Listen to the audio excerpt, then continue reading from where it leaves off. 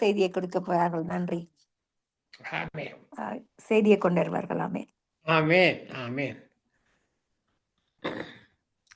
அன்பான பரலோக தகப்பனே சுவாமி, இந்த மாலை வேளையிலே சங்கம வானொலி நித்திய வெளிச்ச நேரத்திலே சுவாமி ஒரு தேவ செய்தியை கொடுக்க ஏற்படுத்திய சுவாமி அந்த கிருபைக்கா நன்றி. ஐயா, இன்றைய நாளே இந்த செய்தியை என்னை மறந்து நீர் பேச வேண்டுமாக ஜெபிக்கிறேன். பரிசுத்த ஆவியானவரே, ஒரு பிரசனத்தால் என்னை நிரப்ப வேண்டுமாக ஜெபிக்கிறேன். பிரசன்னம் இல்லாமல் எங்களால் ஒன்றும் செய்ய முடியாது சுவாமி. பிரசனத்தால் நிரப்பும் ஆண்டவரே. என்னை மறந்து நீர் பேசும். இந்த செய்தி மறு ஒளிபரப்பிலே போகும்பொழுது கர்த்தாவே, ஆசீர்வாதமான செய்தியாக வர நீர் கிருபை செய்ய வேண்டுமாக எல்லாம் வல்ல இயேசு கிறிஸ்துவின் அதிகாரமுள்ள நாமத்தாலே ஜெபிக்கிறேன் பரமபிதாவே. ஆமேன். ஆமேன். ஆமேன். இன்றைய நாளிலே பாலும் தேனும் ஓடும் வாழ்வு. பாலும் தேனும் ஓடும் வாழ்வு என்றால் என்ன? இந்த பாலும் தேனும் ஓடும் வாழ்வு யாருக்கு? உலகத்தாருக்கு அல்ல. ஆண்டவரை சொந்த இரட்சகரா ஏற்றுக்கொண்ட ஒவ்வொரு பிள்ளைகளும் பாலும் தேனும் ஓடும் வாழ்வுதான். பார்ப்போமா? எண்ணாகமம் 14:8 எடுத்துக்கொள்ளுங்கள். எண்ணாகமம் 14:8. கர்த்தர் மேல் பிரியமாயிருந்தால் அந்த தேசத்துக்கு நம்மை கொண்டு போய் பாலும் தேனும் ஓடுகிற அந்த தேசத்தை நமக்கு கொடுப்பார். ஆண்டவர் நம்முடைய நேசத்தை பாலும் தேனும் ஓடுகிற தேசமாய் மாற்ற வல்லமை உள்ளவர். அதற்கான வாக்குத்தத்தங்களை தந்திருக்கிறார். பாருங்கள், தேவ பிள்ளைகளுக்கு இழைக்கப்படும் அநீதிகளை தட்டி கேட்கக்கூடிய நீதியா நியாயவதி உண்டு. ஆம், நம் தேசத்தில் பாலும் தேனும் ஓடும். பால் என்று சொல்லப்படுவது எதை குறிக்கிற சொல்லுங்க? பால் என்று சொல்லப்படும் வேத வசனத்துக்கு ஒப்பமானது. பாருங்கள், நீங்கள் வளரும்படி புதிதாய் பிறந்த குழந்தை போல் திருவசனமாகிய ஞானப்பாலின் மேல் வாங்கியாயிருங்கள். 1 பேதுரு 2:3 சொல்றது. தாய் குழந்தைக்கு கொடுக்கிற முதல் உணவு பால் தான். பாலில் தான் எல்லா ஊட்டச்சத்துக்களும் நிறைவாயிருக்கின்றது. அப்படி போல தேவனுடைய வார்த்தையில தான் அதிகாரம் வல்லமை விளங்குகின்றது. தேன், தேன் என்றால் என்ன? குடிக்கிற தேன் என்று சொல்லக்கூடாது. தேன் என்றால் அதுவும் வேத வசனத்தை குறிக்கிறது. பாருங்கள், சங்கீதம் 19:10 அவைகள் தேனிலும் தேன் கூற்றிலிருந்து ஒழுகும் தெளிதேனிலும் மதுரமாய் இருக்கிறது. உம்முடைய வார்த்தைகள் என் நாவுக்கு இவ்வளவு இனிமையானவைகள். என் வாய்க்கு அவைகள் தேனிலும் மதுரமாக இருக்கும். என் வாய்க்கு அந்த புத்தோச்சுள் தேனை போல் மதுரமாக இருந்தது. தேவனை விட மதுரமானது ஒன்றுமே இல்லை. இதை கேட்டுக்கொண்டிருக்கும் சகோதரி சகோதரியே, தேவனுடைய வார்த்தையை தியானிக்க தியானிக்க வாசிக்க வாசிக்க அது தேன் போல் உணர்ச்சியை தரும். வேதம் சொல்லுவது ஐயா. பாருங்கள், இந்த தேனின் சுபாவம் கண்களை தெளிக்கக்கூடிய இருக்கிறது.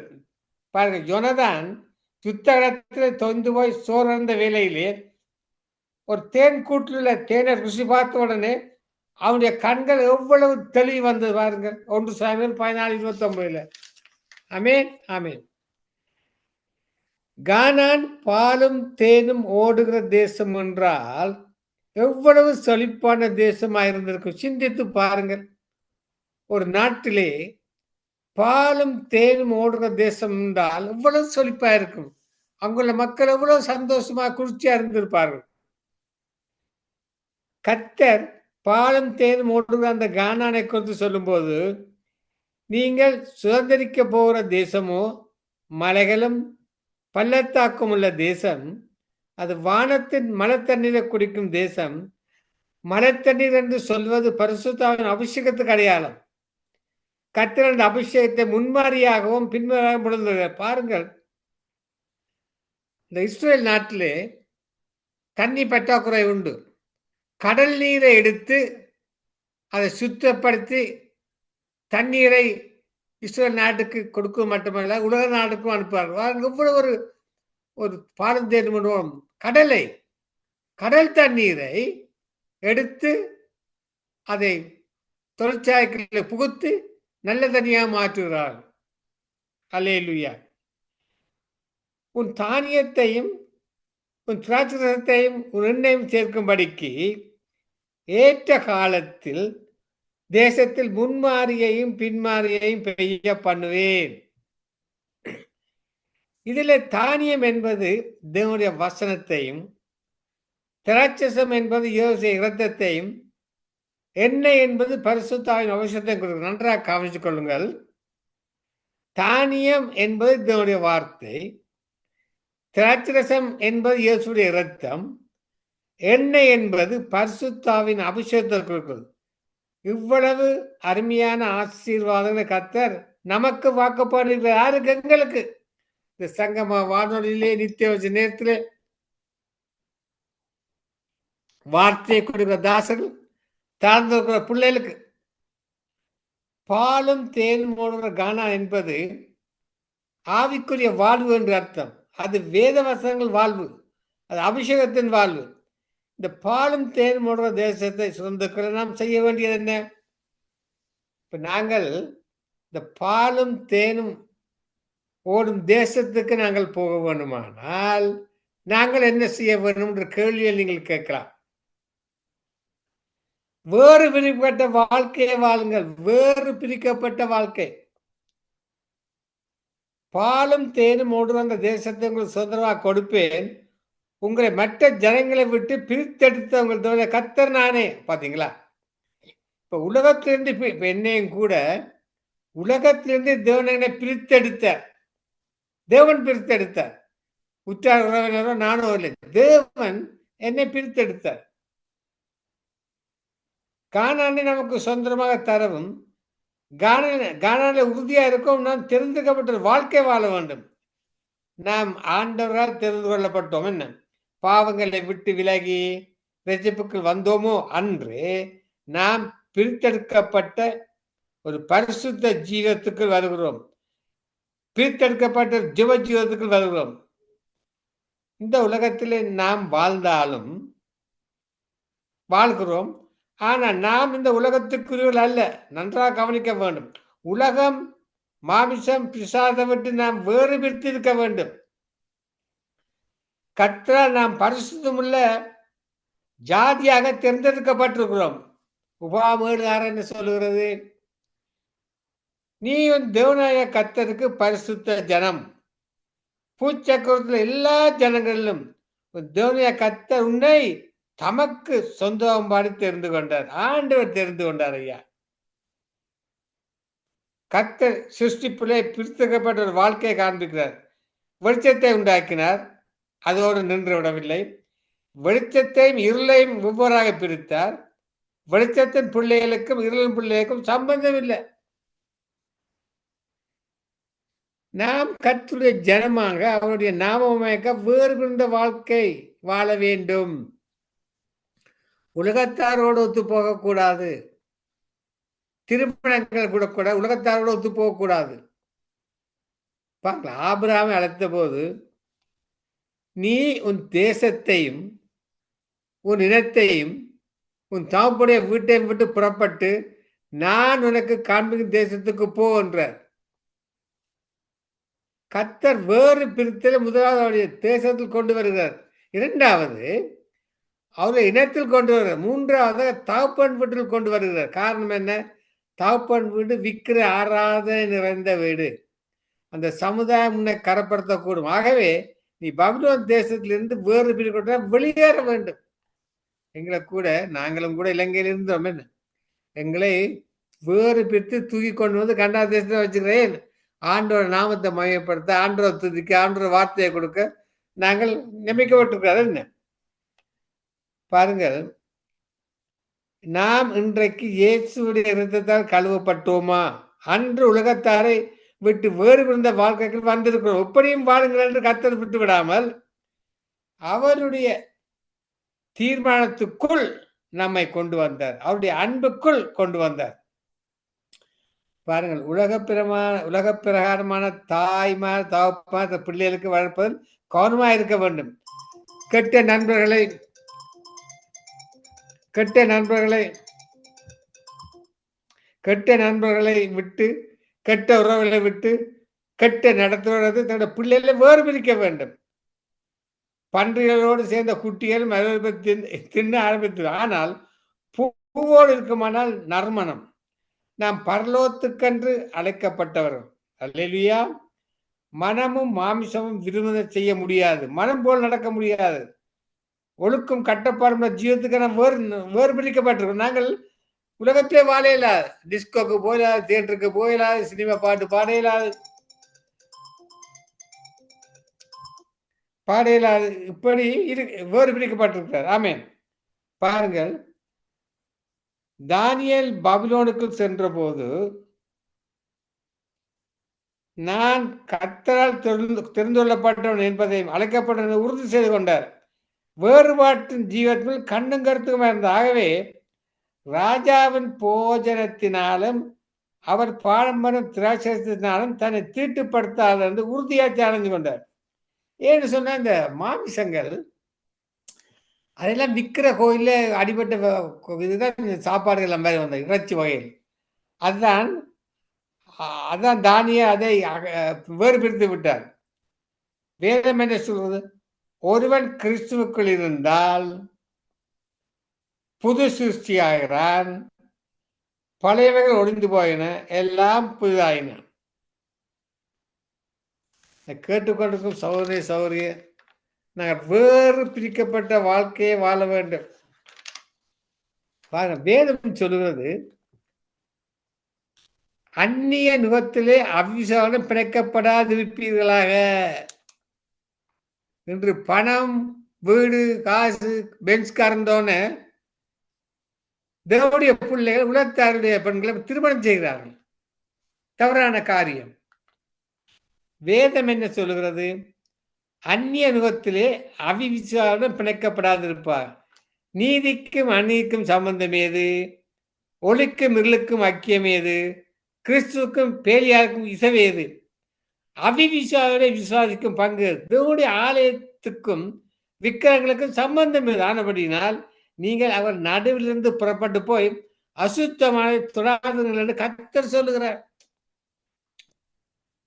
நான் சொல்லவில்லை, கர்த்தர் சொல்லுகிறார். நாங்கள் வேறு பிரிந்தொரு வாழ்க்கை. எங்களோட வாழ்க்கை என்ன? சங்கம வானொலிக்கு நித்திய நேரத்தை கொடுக்கணும், தாளத்தை கொடுக்கணும், பாட்டு பாட வேணும், கேள்வி நிகழ்ச்சிகளை கடந்து கொள்ளணும், வார்த்தை கொடுக்கணும். இதுதான் எங்களை தேவன் வேறு எடுத்திருக்கிறார். தேவனுடைய பிள்ளைகள் உலகத்தோடு ஒத்து போவிடக்கூடாது. அனலும் இல்லாமல் குளிரும் இல்லாமல் ஜீவிக்கக்கூடாது. கர்த்தர் நிச்சயமாகவே பதரை தனியாகவும் கோதுமையை தனியாகவும் பிரித்தெடுப்பார். கோதுமை தன் களஞ்சியத்தில் சேர்ப்பார், பதரையோ அவியாத அக்கினியில சுட்டரிப்பார். கர்த்தர் நம்மை அபிஷேகித்து தமக்கென்று வேறு வித்த பரிசுத்த ராஜரீகமான ஆசார் கூட்டம் வைத்து. நாங்கள் யாரப்பா? நாங்கள் ஆசாரியர் கூட்டம் ஐயா. தேவனுடைய நாம மாமை கண்டு பிரித்தெடுத்திருக்கிறார். தேவ ஊழியத்துக்கென்று வேறு பிரித்திருக்கிறார். தேவ வல்லமை உங்கள் மேல் வெளிப்படும்படி பிரித்தெடுத்திருக்கிறார். உலகத்திலிருந்து எங்களை பிரித்தெடுத்திருக்கிறார். யாத்ராம் 28:41 வாசித்து பாருங்கள்.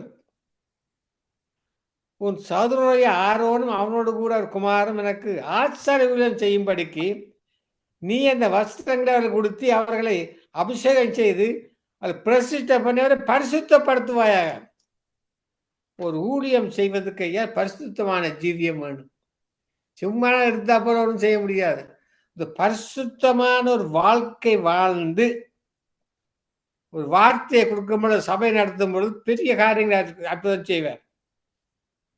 பாருங்கள், எலிசாவின் மேல் அந்த அபிஷேகம் வாக்கப்பட உடனடியாக தன் வேறு பிரிக்கப்பட்ட உணர்ந்தார். உலகத்துக்கும் தனக்கும் எந்த சம்பந்தம் இல்லை என்று உணர்த்தும்படியாக தன் மாட்டை அடித்து சமையல் செய்து கொடுத்தார். இரண்டாவது, நீங்க அந்த கானான் தேசத்துக்கு போகணும் என்றால் ஆராதனையின் வாழ்வு. ஆராதனை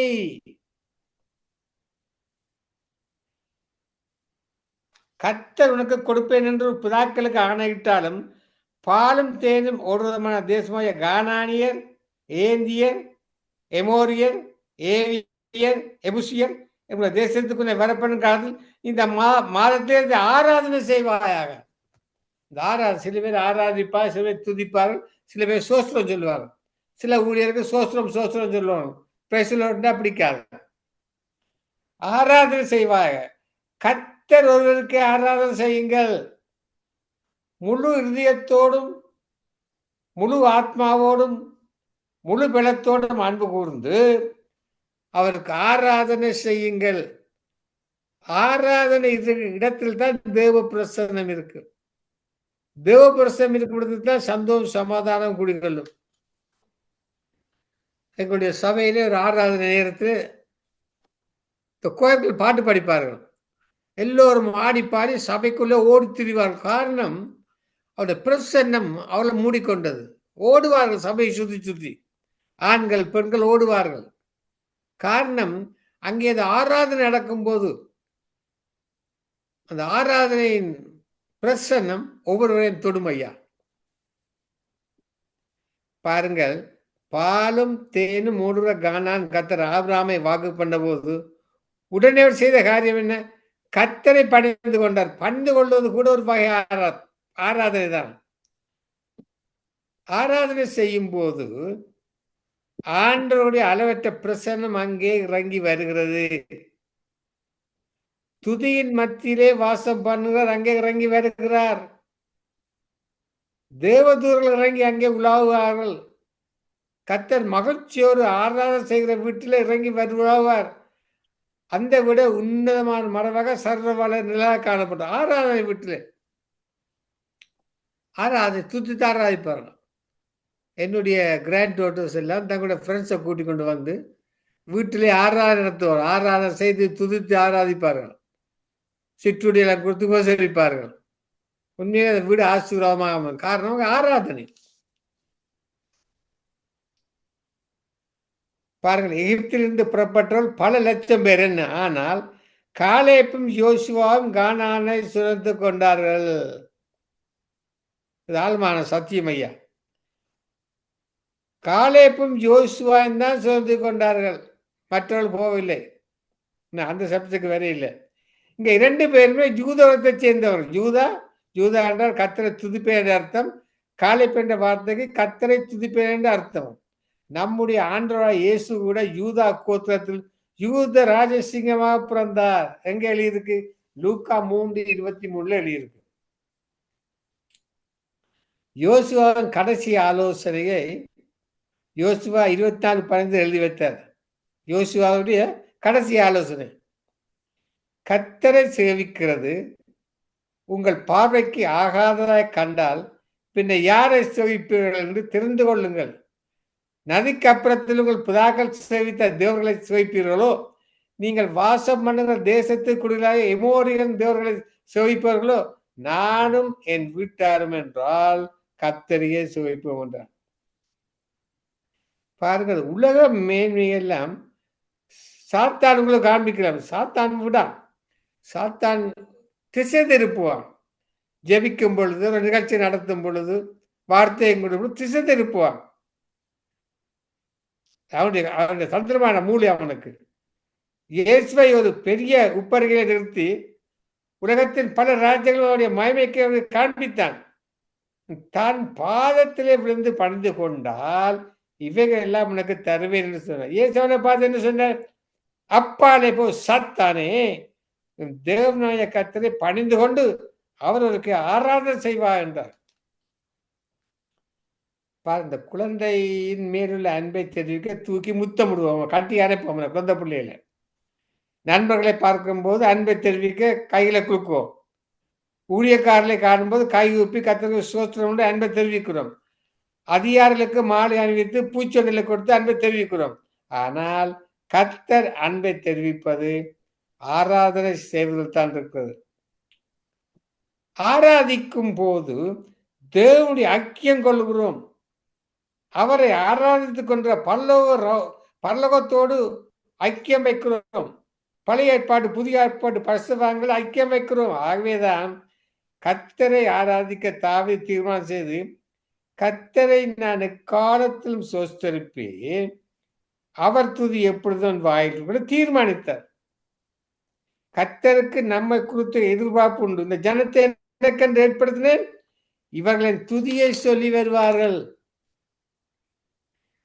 நீங்கள் இயேசுவோடு இருக்க வேண்டுமா? இதை கேட்டுக்கொண்டிருக்கிற சகோதரனே, சகோதரியே, மறு ஒளிபரப்புல கேட்கிற பிள்ளைகளே, நீங்கள் இயேசுவோடு இருக்க வேண்டுமா? அவருடைய பிரசனத்தில் மகிழ்ந்து களி கூற வேண்டும்.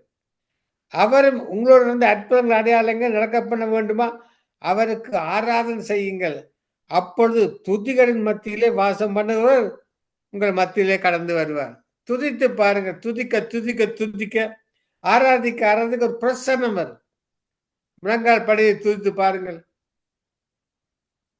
ஆமென். கனிதரும் வாழ்வு வேணும். கனிதரும் வாழ்வு.